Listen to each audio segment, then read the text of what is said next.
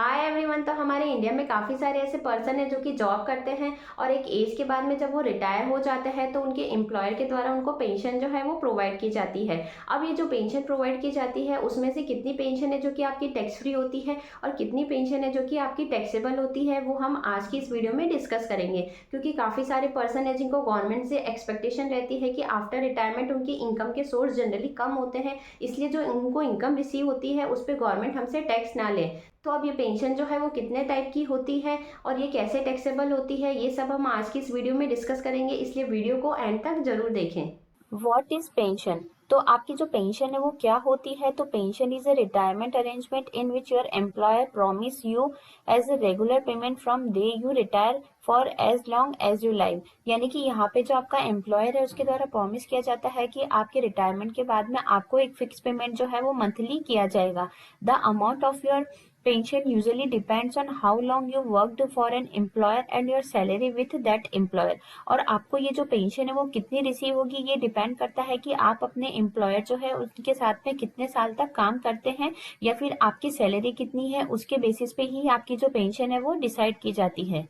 Next है types of pension. तो अब यहाँ पे जो रिटायरी है उसको पेंशन दो तरीके से मिलती है। एक तो होती है आपकी कम्यूटेड पेंशन, एक होती है आपकी अनकम्यूटेड पेंशन। तो अब आपकी जो ये कम्यूटेड पेंशन होती है वो होती है आपकी लमसम पेमेंट, जो कि रिसीव की जाती है in exchange for a part of the regular pension. यानी कि यहाँ पे जो पेंशनर होता है उसके पास ये ऑप्शन होता है कि वो या तो अपनी पेंशन जो है उसका कुछ पार्ट जो है वो लमसम ले ले और कुछ पार्ट जो है वो मंथली बेसिस पे उसको रिसीव होता रहेगा। तो retiree who prefer a large upfront payment to meet financial demand often choose this option. तो मान लो यहाँ पे अगर रिटायरी जो है उसको लग रहा है कि अगर उसकी कोई इमरजेंसी आ सकती है जहाँ पे उसको फंड की रिक्वायरमेंट हो सकती है तो उसके द्वारा कम्यूटेड पेंशन जो है उसका ऑप्शन सेलेक्ट किया जाता है। जो दूसरी पेंशन होती है वो होती है आपकी अनकम्यूटेड पेंशन और ये आपकी रेगुलर पीरियोडिक पेमेंट होती है जो कि आपको मंथली बेसिस पे क्रेडिट की जाती है आपके अकाउंट में। नेक्स्ट है टैक्सेबिलिटी ऑफ अनकम्यूटेड पेंशन। तो अब यदि आपको अनकम्यूटेड पेंशन रिसीव होती है तो वो इनकम टैक्स एक्ट जो है उसमें कैसे टैक्सेबल होगी? तो uncommuted pension are considered as salary income and are completely taxable under the head salary income. तो जो आपको अनकम्यूटेड पेंशन रिसीव होती है वो आपकी सैलरी इनकम मानी जाएगी और आपकी इनकम फ्रॉम सैलरी हेड जो है उसमें टैक्सेबल होगी। This means the entire amount of your uncommuted pension will be added to your total income for the financial year and tax according to your slab rate. और यहाँ पे जो आपकी uncommuted pension है वो जिस फाइनेंशियल ईयर से related है, फॉर एग्जांपल मान लो अगर आपको जो अनकम्यूटेड पेंशन रिसीव हो रही है वो आपकी फाइनेंशियल ईयर 24-25 से रिलेटेड है तो फिर आपके द्वारा जो असेसमेंट ईयर 25-26 का रिटर्न फाइल किया जाएगा उसमें आपको सैलरी हेड में ये इनकम जो है वो शो करनी है और इस पे जो टैक्स लगाया जाएगा वो नॉर्मल स्लैब रेट जो एप्लीकेबल होती है उसके अकॉर्डिंग जो है वो लगाया जाएगा। नेक्स्ट है टैक्सेबिलिटी ऑफ कम्यूटेड पेंशन। तो यदि आपको कोई कम्यूटेड पेंशन रिसीव होती है तो वो कैसे टैक्सेबल होगी? तो a commuted pension refer to a certain amount of pension converted into a lump sum payment and the remaining as a series of payment usually monthly। तो यहाँ पे क्या होता है कि आपके जो टोटल पेंशन है उसका कुछ पार्ट जो है वो लमसम पेमेंट में कन्वर्ट हो जाता है और रिमेनिंग जो है वो आपको मंथली बेसिस पे क्रेडिट किया जाता है। तो यहाँ पे अगर गवर्नमेंट एम्प्लॉय जो है उनको अगर कम्यूटेड पेंशन मिलती है तो उनके लिए फुली एग्जेम्प्ट है, यानी कि इस पे कोई भी टैक्स जो है वो नहीं चार्ज किया जाएगा। लेकिन यदि जो कम्यूटेड पेंशन है वो अगर नॉन गवर्नमेंट एम्प्लॉय को रिसीव होती है तो उस केस में फॉर्मूला बेसिस पे कैलकुलेशन जो है वो की जाएगी। तो अब यहाँ पे दो कंडीशन है कि यदि नॉन गवर्नमेंट एम्प्लॉय जो है उनको पेंशन के साथ ग्रेजुटी मिलती है और पेंशन के साथ में ग्रेजुटी नहीं मिलती है। अब मान लो यदि जो नॉन गवर्नमेंट एम्प्लॉय है उनको पेंशन के साथ में ग्रेजुटी भी मिलती है तो उस केस में जो कम्यूटेड पेंशन है उसका 1/3 पार्ट जो है वो एग्जेम्प्ट हो जाएगा और रिमेनिंग अमाउंट जो है वो टैक्सेबल हो जाएगी एज ए सैलरी इनकम। और यदि पेंशन के साथ में ग्रेजुटी नहीं मिल रही है तो उस केस में फिर जो कम्यूटेड पेंशन है उसका 1/2 जो है वो एग्जेम्प्ट हो जाएगा और रिमेनिंग अमाउंट जो है वो टैक्सेबल हो जाएगी।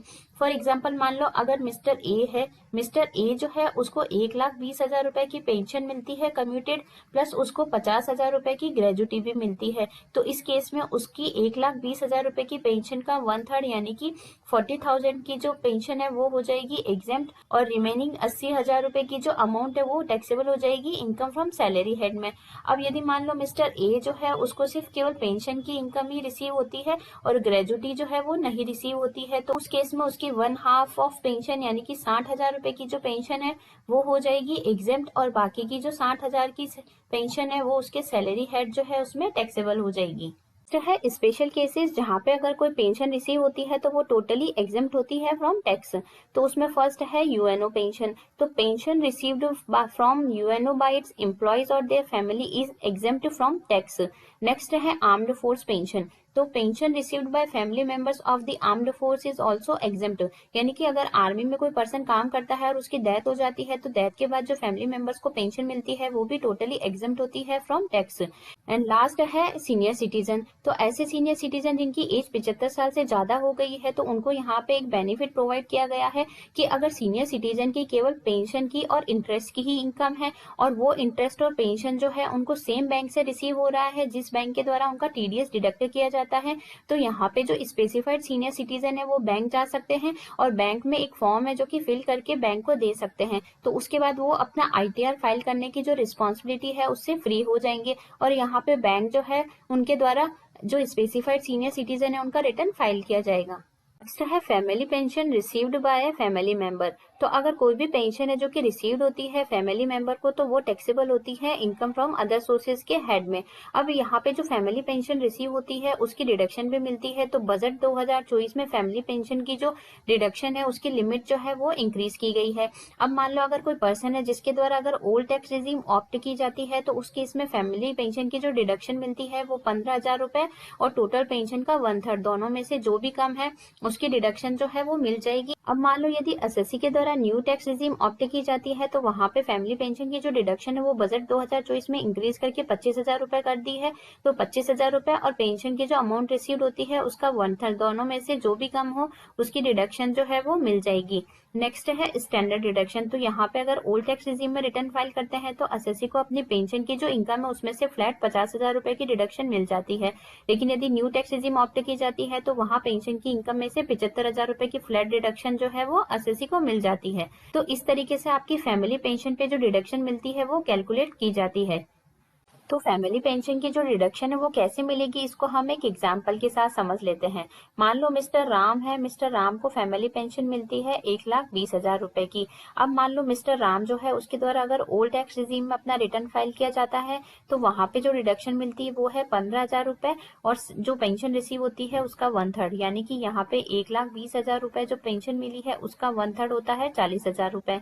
तो दोनों में से जो भी लोअर है उसकी डिडक्शन मिल जाएगी। तो 15,000 रुपए की जो डिडक्शन है वो मिस्टर राम को अलाउड हो जाएगी। तो यहाँ पे जो फैमिली पेंशन टैक्सेबल होगी मिस्टर राम की वो 1,20,000 में से 15,000 लेस करने के बाद टैक्सेबल इनकम हो जाएगी 1,05,000 रुपए। अब मान लो मिस्टर राम जो है उसके द्वारा न्यू टैक्स रिजीम में अगर अपना आईटीआर फाइल किया जाता है तो वहां पे बजट 2024 में जो फैमिली पेंशन की लिमिट है वो 15,000 से बढ़ा के 25,000 कर दी है। तो अब यहाँ पे 25,000 और फैमिली पेंशन का 1/3 यानी कि 40,000, तो दोनों में से जो भी लोअर है यानी कि 25,000 रुपए कम है तो इसकी डिडक्शन जो है वो मिस्टर राम को मिल जाएगी। तो अब मिस्टर राम की टैक्सेबल इनकम कितनी हो जाएगी, 1,20,000 में से 25,000 गए तो 95,000। तो यहाँ पे मिस्टर राम की 95,000 रुपए की जो इनकम है वो टैक्सेबल होगी इनकम फ्रॉम अदर सोर्सेज में। यदि सीनियर सिटीजन या सुपर सीनियर सिटीजन है उनको अगर कोई पेंशन की इनकम रिसीव हो रही है तो उस इनकम पे टैक्स जो है वो कैसे चार्ज किया जाएगा, तो ये डिपेंड करता है कि सीनियर सिटीजन और सुपर सीनियर सिटीजन के द्वारा कौन सी टैक्स रिजीम जो है वो ऑप्ट की जाती है। अब यदि मान लो सीनियर सिटीजन है और उसके द्वारा अगर ओल्ड टैक्स रिजीम ऑप्ट की जाती है तो उस केस में 3 लाख रुपए तक की इनकम पर कोई टैक्स का पे नहीं करना है। अगर पेंशन की इनकम 3 लाख से 5 लाख रुपए के बीच में है तो 5% से टैक्स का पे करना है।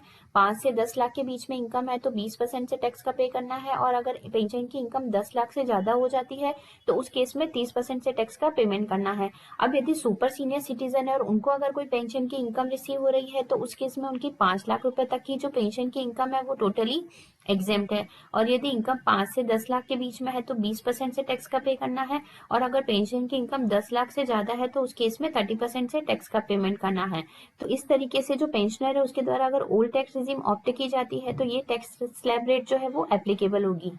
नेक्स्ट है tax slab as per new tax regime. अब मान लो जो पेंशनर है उसके द्वारा न्यू टैक्स रिजीम ऑप्ट की जाती है तो उस केस में सभी टैक्स पेयर जो है उनके लिए टैक्स स्लैब जो है वो सेम रहेगी, चाहे उनकी एज 60 साल से ज्यादा हो या चाहे उनकी एज 80 साल से ज्यादा हो। अब यहाँ पे अगर उनकी इनकम 3 लाख रुपए तक है तो कोई टैक्स का पे नहीं करना है। अगर पेंशन की इनकम 3 लाख से 6 लाख के बीच में है तो 5% से टैक्स पे करना है। 6 से 9 के बीच में है तो 10%, 9 से 12 लाख के बीच में है तो 15%, 12 से 15 लाख के बीच में है तो 20%, और अगर उनकी पेंशन की इनकम 15 लाख से ज़्यादा हो जाती है तो उस केस में उनको 30% से टैक्स का पेमेंट करना है। फॉर एग्जाम्पल मान लो मिस्टर मोहन है। अब जो मिस्टर मोहन है वो एक सीनियर सिटीजन है, तो उनको रिटायरमेंट के बाद में पेंशन की इनकम जो है वो मिलती है। अब मान लो जो मिस्टर मोहन को पेंशन की इनकम मिलती है वो है 5,50,000 रुपए। तो अगर मिस्टर मोहन के द्वारा ओल्ड टैक्स रिजीम ऑप्ट की जाती है तो वहाँ पे फ्लैट 50,000 रुपए की स्टैंडर्ड डिडक्शन जो है वो मिस्टर मोहन को मिल जाती है। और साथ ही ओल्ड टैक्स रिजीम में मिस्टर मोहन जो है उसको काफ़ी सारी एग्जेम्पशन और डिडक्शन भी मिल जाती है यदि वो ओल्ड टैक्स रिजीम ऑप्ट करते हैं। लेकिन यदि मान लो मिस्टर मोहन के द्वारा न्यू टैक्स रिजीम ऑप्ट की जाती है तो उस केस में यदि मिस्टर मोहन की जो पेंशन इनकम है वो 7,75,000 रुपए तक है तो वो टोटली एग्जेम्प्ट है, क्योंकि न्यू टैक्स रिजीम जो है उसमें मिस्टर मोहन को स्टैंडर्ड डिडक्शन जो मिलती है वो है 75,000 रुपए की। और ये लिमिट जो है वो रिसेंटली बजट 2024 जो है उसमें इंक्रीज की गई है। तो यहाँ पे 7 लाख रुपए तक की जो इनकम है उस पर मिस्टर मोहन को कोई भी टैक्स का पेमेंट नहीं करना है। लेकिन न्यू टैक्स रिजीम में अगर मिस्टर मोहन के द्वारा रिटर्न फाइल किया जाता है तो बहुत ही कम एग्जेम्पशन और डिडक्शन है जो कि मिस्टर मोहन जो है उसको मिलती है। लेकिन यदि मान लो मिस्टर मोहन की जो टोटल इनकम है उस टोटल इनकम जो है उसमें मान लो अगर कोई प्रॉपर्टी रेंट पे दे रखी है और वहां से रेंटल इनकम रिसीव हो रही है, या फिर शेयर मार्केट में कोई इन्वेस्टमेंट कर रखा है और वहां से कोई कैपिटल गेन है, या आफ्टर रिटायरमेंट के बाद में मान लो वो कहीं बिजनेस करते हैं वहां से उनको बिजनेस की इनकम रिसीव हो रही है, तो उस केस में जो उनकी रेंटल इनकम है उस पर फ्लैट 30% की डिडक्शन मिल जाती है। और अगर लॉन्ग टर्म कैपिटल गेन है तो 1,25,000 रुपए तक का प्रॉफिट जो है वो एग्जेम्प्ट है। तो ये डिपेंड करता है कि मिस्टर मोहन जो है उनके द्वारा कौन सी टैक्स रिजीम ऑप्ट की जाती है, यानी कि ओल्ड टैक्स रिजीम ऑप्ट की जाती है या न्यू टैक्स रिजीम ऑप्ट की जाती है, और उस रिजीम के अकॉर्डिंग ही उन पे स्लैब रेट जो है वो एप्लीकेबल होगी। तो आई होप आपको अब अच्छे से समझ में आ गया होगा कि जो आपकी ये पेंशन है वो कितनी तरह की होती है और इनकम टैक्स में ये पेंशन जो है वो किस तरीके से टैक्सेबल होती है। तो वीडियो पसंद आई हो तो चैनल को लाइक शेयर एंड सब्सक्राइब करना ना भूले। Thanks for watching.